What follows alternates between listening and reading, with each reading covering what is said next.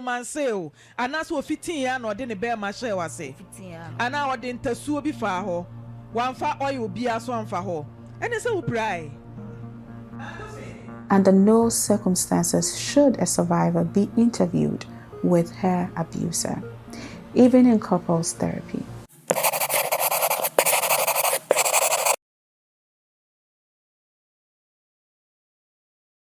Welcome.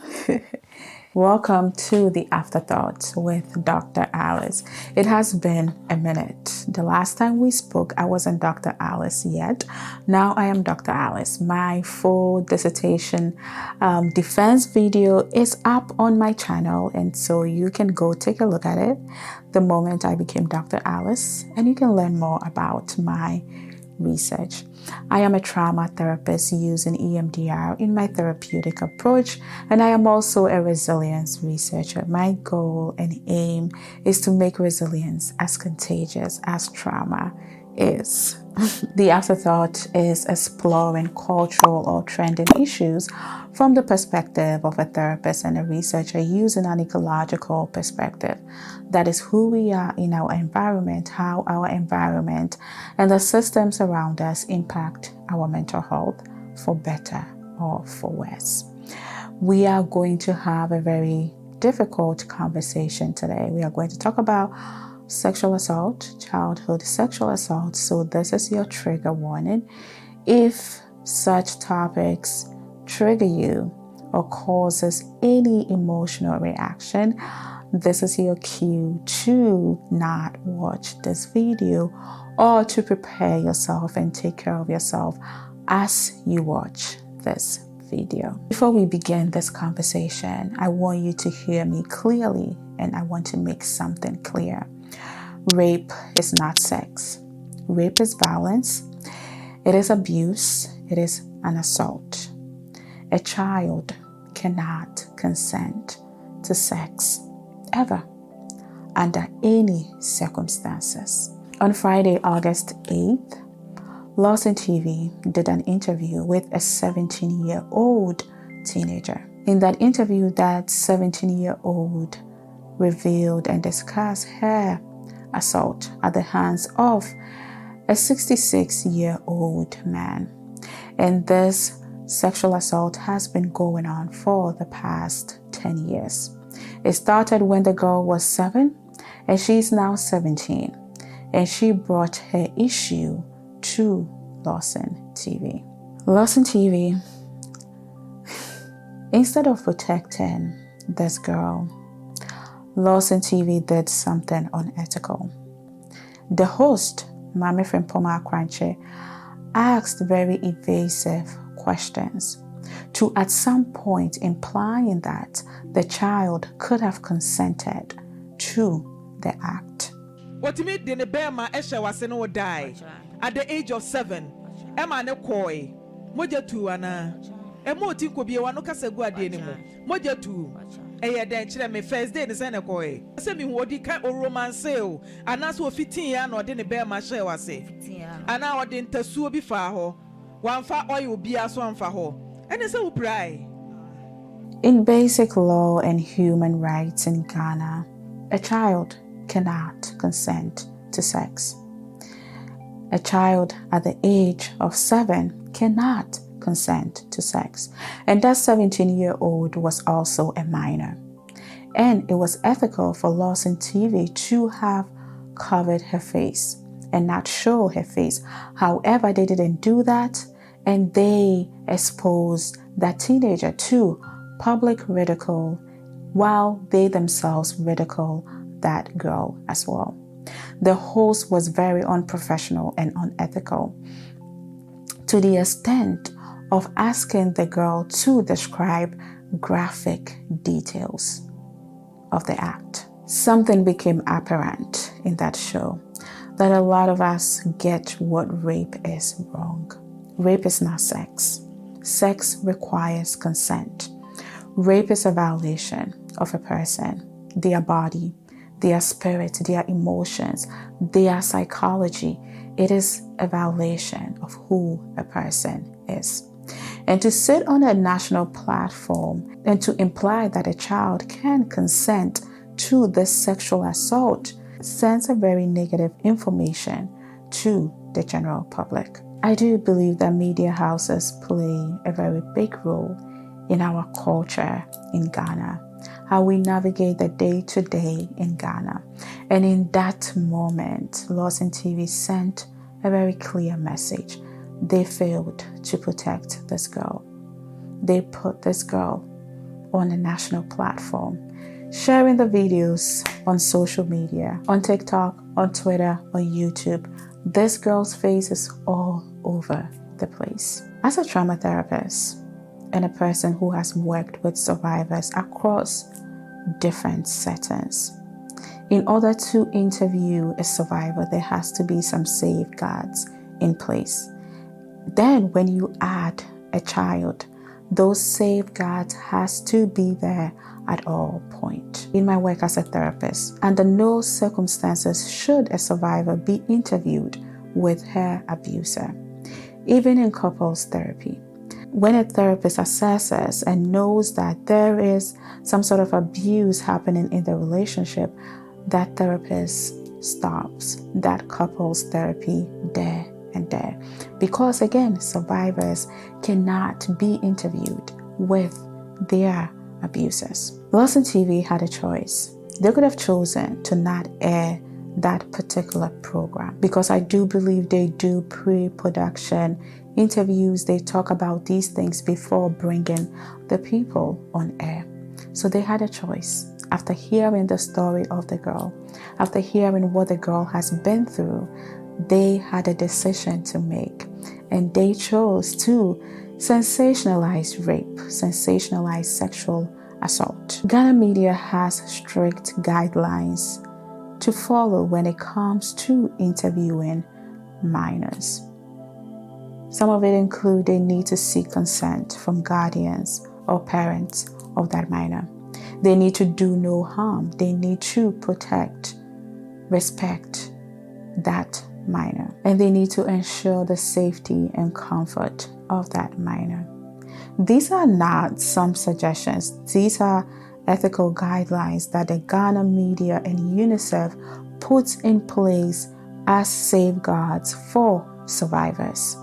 Then, as a therapist, there are trauma-informed practices that people working with survivors, not even people working with survivors, let's put that aside. Anybody who works with people, teachers, lawyers, nurses, doctors, they are encouraged to adopt a trauma-informed approach. A trauma-informed approach teaches professionals to always protect survivors and to avoid re-traumatizing survivors. Children belong to a population that we call vulnerable population. Vulnerable populations are a group of people that are susceptible to coercion and manipulation. And as such, there has to be extra safeguards in place to prevent this manipulation and coercion. Children, people with cognitive impairments. In that interview, it appears also that the perpetrator, the man who sexually assaulted that girl, has some sort of cognitive impairment as well. When a media house acts in this way and exposes survivors in such a way that they ridicule and make mockery of sexual assault, it sends a message to other survivors and it silences them. It tells them that their experiences are a joke, that even when they come out in the public to share their experiences, they will be met with ridicule. They will be met with evasive questions that violate their boundaries that has already been violated. You see, when it comes to people who have been traumatized or have experienced some sort of abuse, it is a delicate issue that when people are working with them, they have to be informed about trauma, about human development, about how to interview such people, because every act, every word that you say can cause harm. Honorable Some Judge took hold of this issue and promised to address this issue and also bring in the gender minister. Lawson Media also issued a statement and apologized for their act. But the damage has been done. Maybe this will be a cautionary tale to Ghana media, to all the people that host such shows that talk about social issues, that talk about the lives of people, that this will be a cautionary tale, and this will also be a call to action, that the people who host these shows, at least at the bare minimum, they should get some sort of training before engaging with vulnerable people. And this incident has also revealed a wider gap in our society. A lot of us don't know what sexual assault is. Some of us know and we don't care. Some of us know and we choose to re-traumatize survivors. Some of us are rape apologists. We will make every excuse under the sun. People called this young girl Bayfo a witch. Some people said she wasn't forced. Some people said she was after money. Even Lawson TV again had a post on Facebook entitled it Sugar Daddy. So it is also holding a mirror to our faces that we get the education that is needed.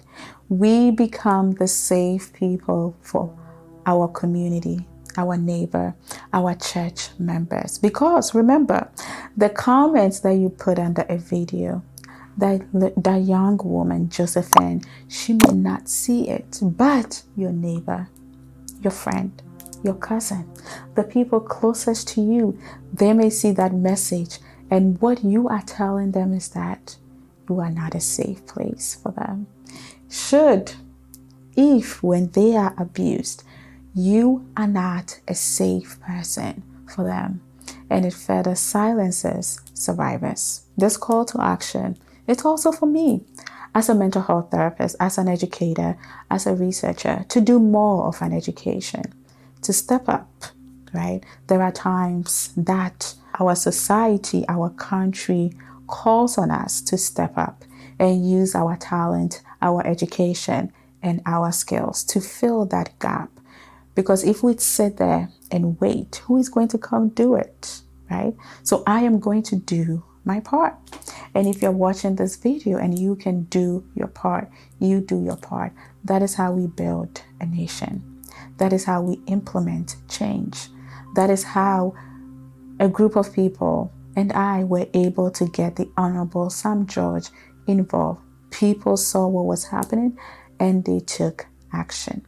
If you see something, you say something. In conclusion, I will say this. The children of Ghana deserve better from everyone in Ghana. They deserve better from our religious institutions. They deserve better from our media house. They deserve better from those of us on social media. They deserve better at every level. And so do survivors as well. You have a role to play. I have a role to play in making sure that our society is a safe place for every child and every survivor. Thank you for watching this video. And if you haven't yet, please follow for more educational video on this, as I talked about going more and talking more about sexual assault, talking more about protecting the children of Ghana. Join me. How you support is by following, is by commenting, engaging with this content. And I will see you soon where we catch up on all the things that has been happening in my life, okay? Take care of yourself. That's very important. And if you can, and if you have the capacity, take care of another person too. I will see you in my next video. Bye.